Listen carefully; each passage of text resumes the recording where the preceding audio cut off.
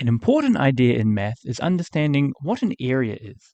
When you are talking about how tall someone is, or how far it is from Paris to Zurich, you are talking about a length, which is measured in things like miles or kilometers or feet.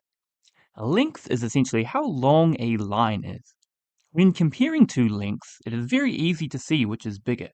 The blue 18 centimeter line is obviously bigger than the green 15 centimeter line. But when it comes to two-dimensional shapes, it gets harder to compare which is bigger. Although the green rectangle is longer than the blue, it's also a lot skinnier.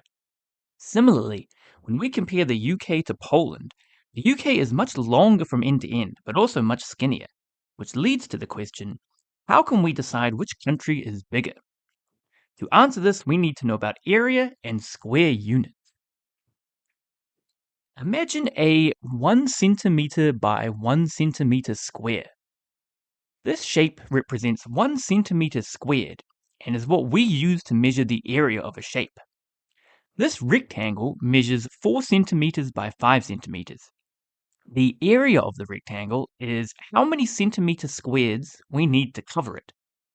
So as you can see, as we start to cover our pink rectangle with centimeter squareds, we need 4 centimeters squared to cover the left side of the shape.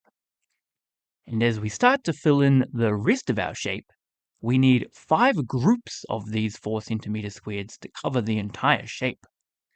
5 groups of 4 is 20, so the area of the rectangle is 20 centimeters squared. Looking back at our original question, if we split our rectangles into these square centimeters, the green rectangle, which is 2 by 14, needs 28 centimeters squared to cover it, whereas the blue 6 centimeter by 10 centimeter rectangle needs 60 centimeters squared, making the blue rectangle the bigger shape in terms of area.